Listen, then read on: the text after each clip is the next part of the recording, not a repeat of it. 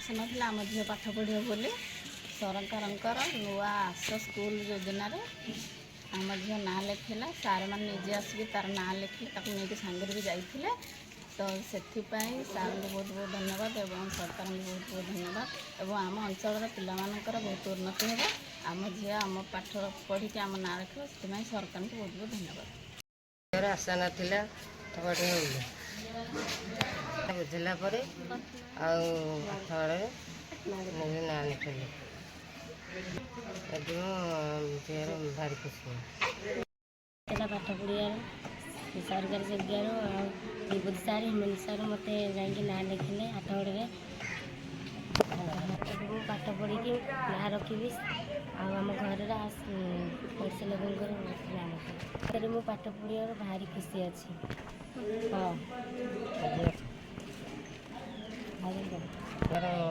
ଭାରି ଖୁସି ଅଛି। ପାଠ ପଢ଼ିବ ବୋଲି ଆଶା ନଥିଲା, ଆଠଗଡ଼ରେ ଆଉ ପାଠ ପଢ଼ିବା ଆଉ ସାର୍ ଆଉ ବିଭୂତି ସାର୍ ସାର୍ ଆଉ ମୋର ଆଶା ନଥିଲା ପାଠ ପଢ଼ିବ ବୋଲି ମୋ ପୁଅ କଲେ ମୋ ପୁଅକୁ ନେଇକି ସାର୍ ଆଉ ଭାରି ଖୁସି ଲାଗୁଛି, ମୋତେ ଭାରି ଖୁସି ଲାଗୁଛି। ବାବା ତମ ନାଁ କଣ? ଚଗଲି ଦେଉରୀ। ତମେ ଯେତେବେଳେ ସ୍କୁଲରେ ନାଁ ଲେଖେଇଥିଲ ଯୋଉ ସାର୍ଙ୍କ ସାଙ୍ଗେ ଯାଇକି, ତା ପୂର୍ବରୁ କଣ କାମ କରୁଥିଲ? ଢଳେଇ କାମ କରୁଥିଲ। ତାହେଲେ ସାର୍ ବୁଝେଇଥିଲେ ସେ ଘରଠି? ଆଚ୍ଛା। ଆଉ କୋଉ ସାର୍ ଆସିଥିଲେ? ବିପିନ ସାର୍ ଆସିଥିଲେ। ଆଉ କିଏ ଆସିଥିଲେ? ବିଭୂତି ସାର୍ ଆସିଥିଲେ। ସେ ସିଆର୍ସି ସାର୍ ତ? ଆଚ୍ଛା। ଆଉ ତମେ ଯୋଉ ପାଠ ପଢୁଛ ବର୍ତ୍ତମାନ ଯୋଉ ନାଁ ଲେଖେଇଲ, ସେ କୋଉଠି ନାଁ ଲେଖିଲ? ଆଠଗଡ଼ରେ? ଆଚ୍ଛା। ତମେ ପାସ୍ କରିବ ତ? ପାଠ ପଢିକି ପାସ୍ କରିବ? ଠିକ ଅଛି। ପାଠ ପଢି ପାସ୍ କଲେ କଣ କରିବ? ଚାକିରି କରିବ। ଚାକିରି କଲେ ବାପା ମାଙ୍କୁ ପଚାରିବ ତ? ଠିକ ଅଛି। ତାହେଲେ ତମେ ବାପା ମାଙ୍କ ନାଁ ରଖିବ ତାହେଲେ।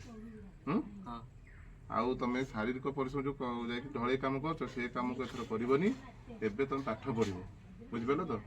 ପାଠ ପଢିକି କଣ କରିବ? ପରୀକ୍ଷା ଦବ, ଆଉ ପରୀକ୍ଷାରେ ଭଲ ନମ୍ବର ବି ରଖିବ। ଆଉ ପାସ୍ କଲା ପରେ ତମ ଆହୁରି ନୂଆ ନୂଆ ଚାକିରି ତମ ହାତକୁ ପଳେଇ ଆସିବ। ତମେ ଚାକିରି ବାକିରି କରି ଘରର ପ୍ରତିପୋଷଣ କରିପାରିବ, ହେଲା? ଠିକ ଅଛି। ଆଉ ତମେ ବି ଖୁସି ଅଛ ତ? ତମ ପୁଅ ପାଠ ପଢୁଥିବାର ଖୁସି ଅଛ ତ? ଭାବିଥିଲ ତମ ପୁଅ ଆଉ ଥରେ ପାଠ ପଢିବ ବୋଲି? ତାହେଲେ ସରକାରଙ୍କ ଯୋଉ ଯୋଜନା ହେଲା, କୋଉ ଯୋଜନା? ଆସ ସ୍କୁଲ ଯିବା।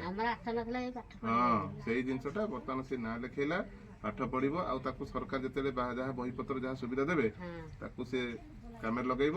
ଆଉ ତାକୁ ତମେ ଆମକୁ ଖାଲି ଏତିକି ସାହାଯ୍ୟ କରିବ, ଯେତେବେଳେ ଆମେ ଆସିକି ଫୋନ କରିବୁ ବା ତମକୁ ଡାକିବୁ ବା ଏମିତି ଆସିକି ଘରେ ପହଞ୍ଚିବୁ, ଆମେ ଟିକେ ପିଲାକୁ ଆମ ସାଙ୍ଗରେ ଛାଡିବ, ସେ ପରୀକ୍ଷା ଦେଇକି ଆସିବ। ମଝିରେ ମଝିରେ ସ୍କୁଲକୁ ବି ଯିବ। ସେଇ ସ୍କୁଲକୁ ବେଳେ ବେଳେ ଯିବ, ସବୁବେଳେ ନାହିଁ। ତାଙ୍କର ମାସରେ ଯେତେବେଳେ ଯାହା ଯୋଉ ଦିନ ସିଡ୍ୟୁଲ ଥିବ, ସେଇ ଅନୁସାରେ ପଠେଇବ। ଠିକ ଅଛି? ହଉ, ବହୁତ ବହୁତ ଧନ୍ୟବାଦ।